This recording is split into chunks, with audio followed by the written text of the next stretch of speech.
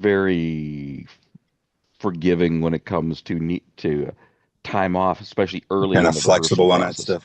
Okay, good. Yeah, I've seen folks who were gone for a week. Well, the And like I was gone for Sweeney Todd, I was out for a week. So yeah, that's oh, okay. The We think too much and sale feel too concluded on little. Dad's property Gus yesterday. German here wants to adopt the country. That's all done. Oblige him. Nobody puts baby in a corner. What did they put in your kibble this morning? Yo, Adrian, let me rock you. Why do you suppose I just hurled a chair at your head, Neiman? Why so serious? This is the guy behind the guy behind the guy. When you want to talk sports, you ask folks who have seen it all up close. So on The Al Travis Show, we go with the guys at the end of the bench. Time to talk all things sports. Lucky to have them both. From the end of the bench, we got John and Dan in. Lots to talk about. I want to talk Vikings and all the local guys, that sort of thing. But you're my baseball guys. That's how we got this thing started. Your guys' thoughts on the fact that Aaron Judge got his, third MVP award, and they kind of just jumped right past Cal Raleigh. I'm a little stunned, to be quite frank. If I'm going to be honest with you guys, in like basketball, even though Jokic should probably get it every year, they don't allow such things to happen, right? I mean, the next closest they do that. Is this warranted? I think I would have voted Cal myself. I'll start with you, Dan. no, I was hoping I was pulling for Cal. I was definitely pulling for Raleigh because first off, you just don't see 60 homers from a switch hitting catcher. I mean, it's and it's not like he's a guy who's faking it at catcher. He's Yeah. not, he's not going to win a Gold Glove at catcher, but he is legit, Yep. but he is a legit major league catcher. But so yeah, I am very disappointed. Judge is kind of honestly kind of bores me that at this point. But yeah, that's my take on that. It's like, no, Cal was robbed. What? Okay, and let me just ask you quick, and then John, I'll jump with you. Is it the number of home runs that matter? It's hard to judge an outfielder compared to a catcher as far as who's better in the field. So it's got to be hitting, right? I mean that's the only way you can judge that, right? Well, I mean, there's info there's stats now where they can, where they can take the defense into consideration, but obviously that's never going to be perfect because it's not just Yeah. a stat of a hit where the ball, home run, the ball cleared the outfield fence. Everybody counts it the same way. Defense is usually pretty good for in the wins above replacement stats, but it's not perfect. It's not it's not perfect because there's still some interpretation that goes on, but still I gotta say, and Judge did have a little bit higher WAR. That's the hot stat right now. The wins above Okay. replacement. So I will give him that, but I still think you got to factor in that the catching. I mean, the home runs is exciting. 60 is a fun number, but it's I don't get too excited about that, but it's but it has to me has more to do with just everything he does in addition to these hitting home runs as a catcher. I mean, you're not even playing Yeah. every day. And he DH'd a lot, but he's not playing every day. But it's so yeah. Anyway, I think it's wrong. It's John, your thoughts on Riley versus Judge, and I'm going to tell you, catching's tough. It is a lot tougher than playing center field. And you get either fast, you can cover the ground or not. But that sitting in a crouch position all day and have you know what I'm saying? Your thoughts on the two and who should have won Well, it? exactly, because if you've got a great pitcher who maybe strikes out the side or gets two strikeouts with an infield grounder, the outfielders are just standing there for the whole inning. But the catcher, Yeah. he's Every on play. and working and catching all those balls in a crouch position, getting balls batted, banged off him and whatnot. Yeah. I think the MVP award and all these awards are always subjective, right? And you'll never get a sports writer to admit it. But I think there was certainly an East Coast influence, or excuse me, West Coast influence, because there's big cities out there, there's big teams out there, there's a lot of sports writers out there, more so than there are on the West Coast who would probably appreciate Raleigh. And, Yeah. it likely tipped that in Judge's favor. Is that right? You could argue that all day, but a season like Cal Raleigh had doesn't happen very often. No. And Raleigh himself would be unlikely to repeat it. So how valuable was he to that team? Well, he was very valuable. I mean, geez, Harmon won it when we didn't win the whole thing in '69. They've been talking about that. But yeah, all right. Yeah. I think he probably got a little job. He did. Plus, they had an amazing pitching staff, especially the starters. That's all about it's all about the work the catcher does before going into the game. So anyway, Exactly. And it's helping call the balls in the strike, helping him to where we're going to throw the next pitch. A catcher is so into every absolute thing going on in the field. It's too bad. All right, they got to focus, and they control the game too. They're always telling the players what to do. Yeah. Let's go on to the Minnesota Vikings. They play on Sunday. They take on the Bears here at home. They are a 2.5-point favorite, which means you get the field goal. So they're not even thinking it's going to be as tight as that field goal you're supposed to get. How comfortable are Dan and John with a win on Sunday at noon? Can I have a victory cigar in the garage, John? Yes, but it probably won't be more than a 3-point victory. Okay. And it will probably be sloppy. I expect turnovers on both sides. Okay. I think our defense will win the day for us. It'll be a victory, but not a pretty one. Got a number for me? Low scoring, high scoring? Probably low score. I'm thinking 19-16, something like that. Ooh. All right. Dan, your thoughts on the game. Can Minnesota pull this thing off against Chicago? I'm the same. You're asking about how confident are we? It's like you're going to have the victory cigar. It's like, yes, you should have a victory cigar. You should be able to have a victory cigar on Sunday. And for which team, though? Dan? Well, that's the. I should clarify. Yeah, for my hometown squad. I gotta think, from the stuff that they just messed up badly this past week. They have to be. Can you imagine the fines that the coaches are going to put on the players who with false starts this week? Oh. It's gonna be. I can't imagine. It's like they're gonna have the super secret fines behind the scenes. It's like if you false. So that'll be funny. You'll know if Dan's right on this. What'll happen after the first few hikes? You'll see that the defense is already across the line before our guys even stand up because they're like, okay, it's on 2. I'm waiting until I hear a third one. I am not moving my butt. We'll be behind everything. Yeah. So I still think the Vikings I do think the Vikings are gonna win more comfortably than that. It's more of my confidence in that. I think it's gonna be more like a 21-13, 21-10. I think it's gonna be a little more decisive. Like you, Dan. But I am. My level of confidence in that in that is not high. I'd say I'm at like a 60%. So you read the paper today. Dallas Turner said he learned a valuable lesson about the rules when he landed on that quarterback for the sack and then got a 15-yard penalty. And like, I don't know. Maybe I'm just confused. I thought there are coaches for all these positions, and you bring a young kid up from the college ranks. You don't mention a couple of rule changes, little differences between college. That's not something you do. I would guess it's worse in college. Honestly, I would guess it's worse in college. Yeah. Anyway, so he learned that'll be good for us. Yeah. I'm going to go with the Viking win, and I think you're probably right. I think it's going to be a 10-pointer. They'll have the ball at the end, but not score. Defense will do something for us. I see the win there.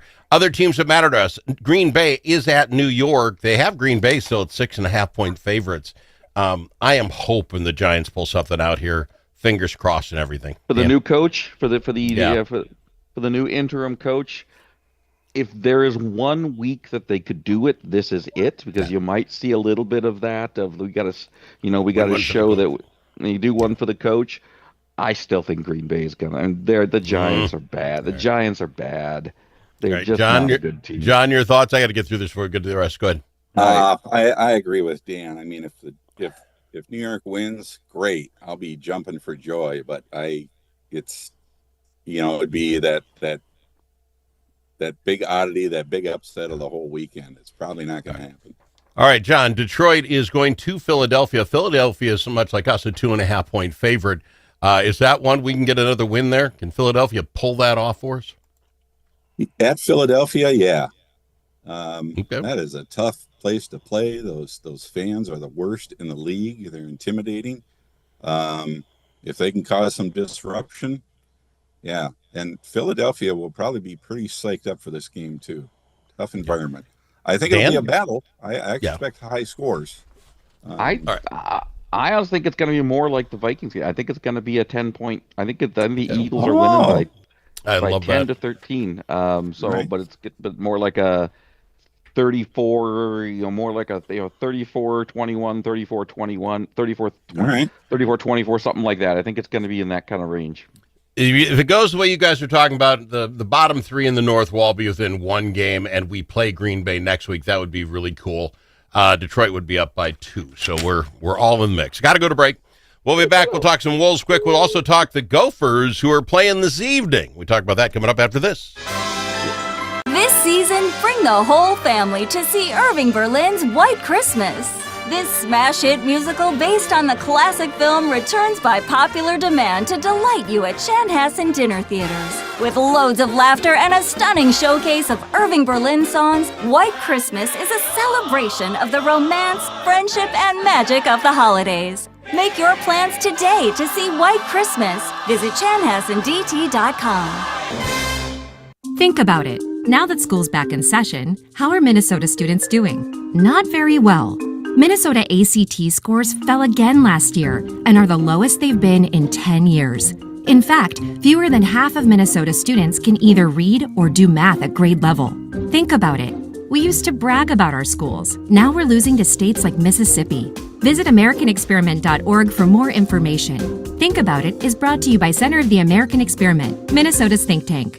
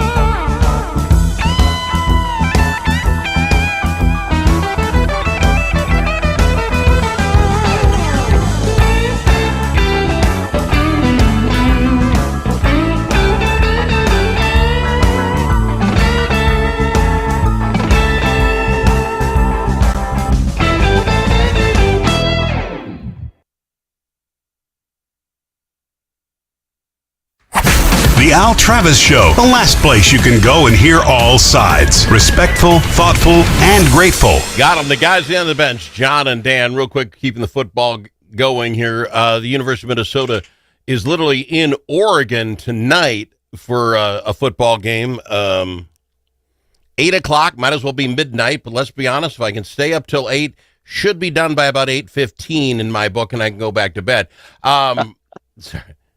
What? I'm thinking we're going to crush Oregon, right? No, okay. Just throw it out there. John, your thoughts. Oregon is a 3-touchdown favorite.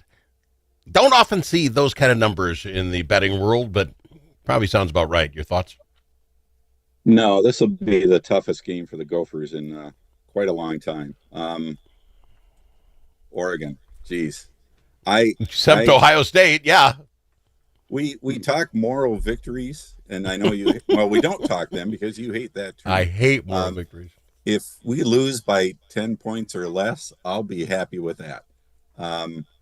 These are my homeboys, but that is the Ducks are in another league, and Ducks aren't carnivores, but I think they're going to eat gophers.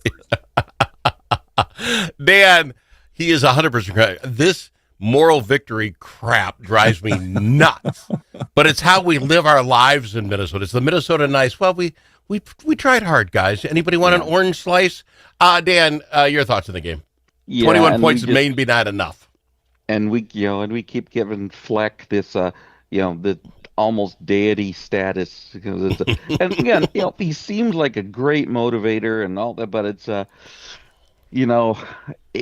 but they're just not competing. I mean, that they're just not a competitive team with this range of teams. So yeah, it's not happening. I don't see even the moral victory tonight. I think you're right. I think by 8:15, 8:30, it's done. They'll go for it. I could almost see them doing a good defensive stand in the first quarter. So it might take a little bit longer, but it's no. All right. The problem is, I think in the first half. we're good. We're terrifically fine if we can get to 6 wins, because all we care about is getting some sort of bowl thing, and then we move on. And we've got 6, so don't worry about this. We get wiped out of the board. Does Northwestern and Wisconsin matter? It probably doesn't, and that's a problem, at least for me. Anyway, we got one other thing. The Wolves, just quick, the Minnesota Timberwolves have gotten so lucky in my book to have these last 4 games back to back to back against 2 of the just worst teams in basketball. I think it's floating our status. What I mean by that, we are in 6th place, but if it wasn't these teams, you got to play them when you play them, but we've played them now. The others get to at some point. Go ahead, John, you wag your finger at me. Well, I do, because the old Wolves would play down to that competition and even lose. And these Wolves are putting those teams away, which is exactly what they should be doing. So I like it. I want to see them dominate. They got 2 more of these back-to-back, beat up on these poor teams. Play above them like you can, and that's what I see, and I like it. Where'd my moral victory guy go? As long as we win. Dan, your thoughts on the T-Wolves? Yeah, I think it's very similar, and that is, they have to just beat up the teams that they need to beat up. They just have to, and they're doing it. That's the part that's impressing me. So yeah, I mean, is it giving them a little bit? I don't know. Maybe they could use this to tell them, to remind themselves that they are, that they're better than 6th place in the conference team. That they are a top 3 in the conference team, and they need to remember that. Maybe I'm hoping this kind of reminds them of that. Don't just wait until the last month of the season and the playoffs to suddenly figure out that you're a good team. All right. So yeah. We all understand the tremendous issue with the game tonight. Besides it going right against the Gopher game, we are taking on the Sacramento Kings, and this is our 2nd game of the Emirates Cup. So there is no taking your foot off the gas when you're playing one of the crappiest teams in basketball, because it's all about the points for and against, right? I mean, this is what's going to make me want to watch this game at 8 o'clock. You know what? I've never watched this game. This is a horrible team. It's 8 o'clock. I wouldn't watch, but now I might want to watch because you know what? We need those points. No, I'm not. I'm not watching them making fun. I'm not watching it. You're going to watch it, John, because the Emirates Cup standings are at risk? That probably in and of itself is enough to draw me to it, but I'll be tuning in on the Gophers off and on. Are you downplaying the Cup? Oh. I would like, because golf does that inner thing, right? What is it? The FedEx Cup points, right? Yeah, there's always who won, who lost, and you're moving up the FedEx Cup point. Not that it matters a lot, but it gets to the end, and these guys can win like $25 million in a weekend. Now they're all playing hard. But don't disagree. It's like bowl games. There's too many bowl games in college. There's too many. I don't disagree, but at least they pay these guys money that these guys are interested in. You tell me which one of these chameleonaires gives a crap if they made an extra $60K to play the other 2 games. I don't. They made it on those side bets that they got. Well, that's prop bets is where the money's at. I can guarantee there are a ton of prop bets out there on this. Oh, yeah. See that? That we're being very cynical, you old men, but you're probably right. Yes. Gotta fly. We're out of time. John and Dan, the guys at the end of the bench, appreciate you. We'll see you guys on Monday. See ya. Okay, see ya.